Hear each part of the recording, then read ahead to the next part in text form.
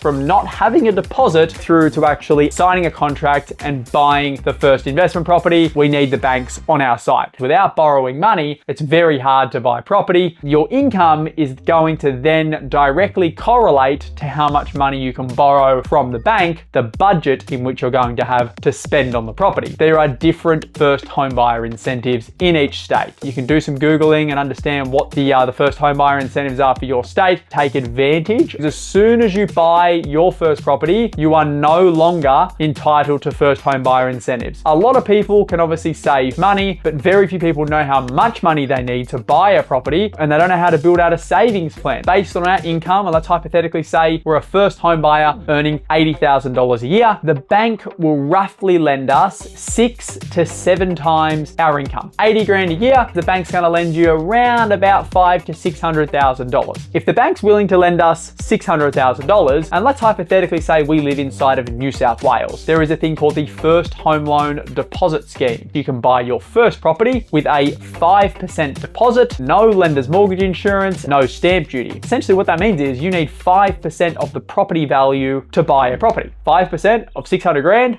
$30,000. So we know that before we can even go to the bank and get pre-approved to be able to get out there and do all the exciting stuff, which is buying a property, we need to have a minimum of $30,000 saved. Let's say that we've got 52 weeks, and if you divide 30,000 by 50, we get $600. If we can save $600 per week in 50 weeks, we're going to be at our $30,000 deposit target. Depending on how much you save, obviously that is going to depend on the runway you need to give yourself. Not everyone's going to be able to save $600 per week, especially not if you live out of home, you're out there, living a normal lifestyle, you have expenses, right? You may be able to save $100 a week. So if you go, well, I need 30 grand and I can only save $100 a week, it's going to take me 6 years to be able to save a deposit. So maybe you have to look down other avenues, maybe do a joint venture with a partner, maybe, be able to earn some more income on the side. Once we have our deposit, get in a position where we are finance ready. Go to a mortgage broker or go to a bank, give them all of our documents that they need, pay slips, income and expenses, all of our ID documents and everything that the bank requires. This can take, 4 to 6 weeks, depending on how slow or fast the bank is, to be able to give you a thing called a pre-approval. It's an offer to lend. So the bank is saying to you, based on your current circumstance, we will lend you X amount of dollars. Usually a pre-approval lasts for 3 to 6 months. Mortgage brokers have lots of lenders. They can go and choose the best one for you. If you just walk into your local bank, that bank may not be the right lender for you, and they're only going to be able to give you their products. Usually you'd go to the mortgage broker of which would have assessed you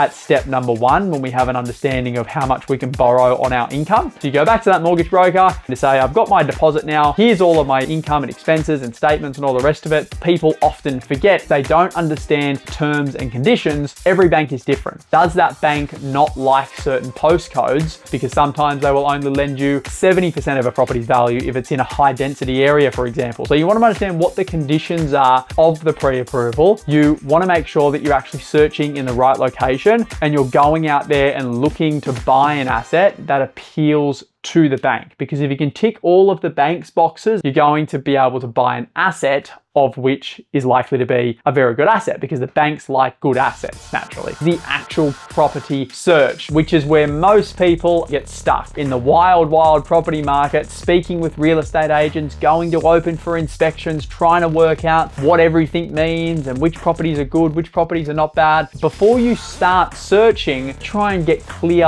on where you are searching and what you are searching for. The more clear and definitive we are, the easier it makes it for us to be decisive in our actions. When I'm searching for property, I like to understand the suburbs in which I'm going to be searching in, actually realistic for my budget, the kind of properties I'm buying in those suburbs. Almost all of the buyers in that suburb live in houses. I probably wouldn't go buy an apartment there, and vice versa. And then what our money is actually going to buy us with those two things. So we go to the sold section, for example, of realestateanddomain.com. We put in our suburbs, we put in recently sold up to, let's say our budget budget $600,000. And now we want to get an understanding of the similarities of those properties. How big are they? How many square meters are their blocks, or how many internal square meters is the apartment, for example? The style of them, what style of property, you know, are we getting an established property or are we getting a brand new property? Then helps us when we get out there in the marketplace and start searching to not waste time on properties that are likely to be under or over our budget. Any market around Australia, a lot of buyers get out there and they waste time because, let's face it, real estate agents are not always the most transparent people, right? They're working for the vendor to get the vendor the best result. They could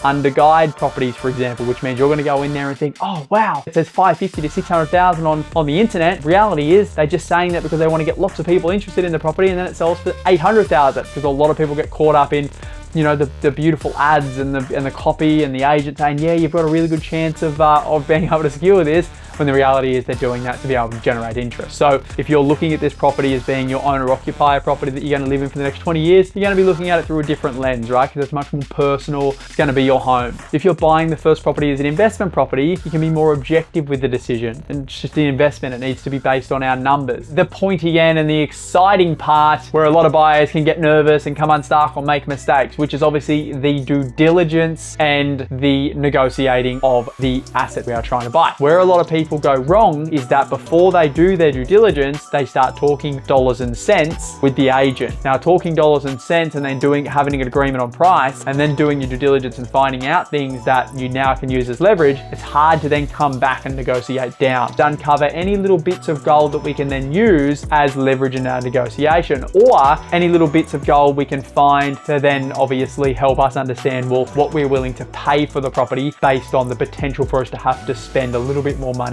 once we actually own the property. You don't want to overdo the due diligence and obviously get caught up in the analysis paralysis. Do enough due diligence so both yourself and the people around you that are helping you, like your builder, like your conveyancer or solicitor, can then obviously feel comfortable to say, yes, we're aware of everything that is right and is wrong with the property. If there are things that we are unaware of right now that we can potentially use as leverage in the negotiation, usually structural issues are going to be the most expensive thing if there are issues with the property. So getting a builder or a pest and building inspector obviously to inspect the property. If we're looking at an apartment, getting your strata inspector to look at the strata minutes and reports of that asset. We're also then getting our contracts reviewed. Inside of the contract, we're aware of all the terms, and if we need to make any amendments to those terms, we can do so before we start negotiating. So this is going to vary against state to state, but when we place offers for properties, we often put an offer not in an email, not via text, on a contract, because an agent can often take a contract to their vendor because it holds more weight when they're sitting in front of their vendor to say, hey, we've got an offer, it's on a contract, all you need to do is sign and it's done. That is a very, very powerful thing. We understand the things that we can use as leverage in the negotiation, and once we're in that position and we've got all of our amendments and we're ready to rock, then we can move into the negotiation piece, what we're willing to pay for the property. We usually want to start below that and obviously work our way up to that point. Is the vendor actually in the headspace to sell the property? If we gave them an offer that is a fair offer and where the property is likely to sell at, are they actually ready to accept? Because some people are not. If you go for the first open for inspection, for example, and then you do your due diligence and put an offer forward within the first week, sometimes the vendors are not ready to sell, which means your offer's now sitting on the table. You've opened your hands, and potentially the agent can use that offer as leverage to then obviously get more out of other buyers. Then need to understand what the time frame is going to be from if we get an offer accepted to when the property is actually going to exchange. In that time frame between offer acceptance and exchange, that is where you can get gazumped, meaning you've got an offer accepted, you get all excited, you're doing all the paperwork, and another buyer comes in and makes an offer higher than yours and they buy the property from underneath you. Obviously, we want to make sure that when we make the offer and to when the property exchanges is as small a time frame as possible. Sometimes it's literally less than an hour. A lot of the time it's a few hours. You then start moving into the dollars and cents of the negotiation. And again, this is going to depend on whether the agent has priced the property correctly, whether it's overpriced, whether it's underpriced, but then it's about placing an offer. So put an offer on a contract. Often we're sending it to the agent and we're CCing in their solicitor. And when we make the offer, we naturally want to get an understanding of how long the vendor is going to need to think about and give us an answer on the offer. And obviously not put a definitive time frame and try and back the agent up against the wall. You want to work collaboratively with the agent to say, hey, if I make an offer offer? How long is the vendor going to need to be able to consider the offer? And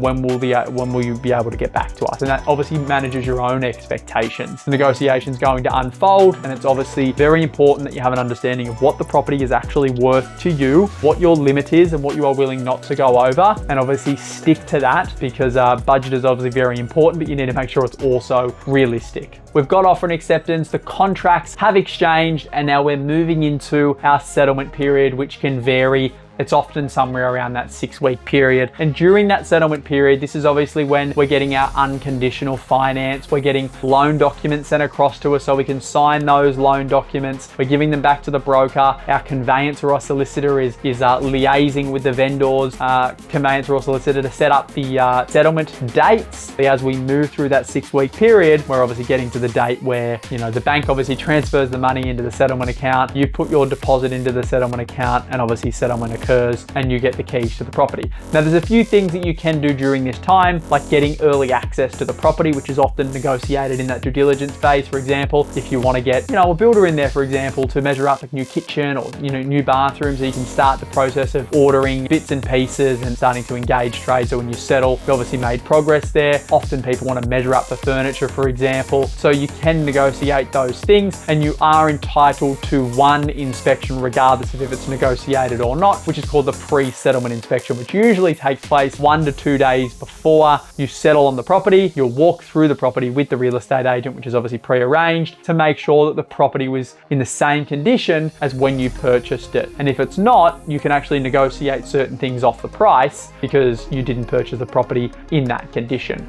From there, the reality is, once you've got your foot in the door, you're now a property owner. You want to make sure that your finance is structured correctly, taking advantage of things like offset accounts where you can, being strategic with your money, which we'll create another video on later so we can give you an understanding of how to maximize your dollar. But when you've purchased your first property, that is the hardest asset that you will ever buy, because it's something you have to save cold hard cash for and trade your time for money. Now you've got a property in the market, and that property is growing in value. It's essentially a forced savings account. Let's say you put 30 grand into the $600,000 property. That $600,000 property grows at the national average, which is about 6.5% per year. So every year that property is growing at 35, 40 grand a year. You're making significant equity over a period of time. And then once you get enough equity in that property, which means the gap between your mortgage and the value of that property, then you can refinance that equity, which means go back to the bank and withdraw it if you have the serviceability, which again, we'll talk through in another video, and then go and buy subsequent assets. After you've bought your first property, if you never wanted to save another dollar to put into another property again, you wouldn't need to, because the property does the savings for you.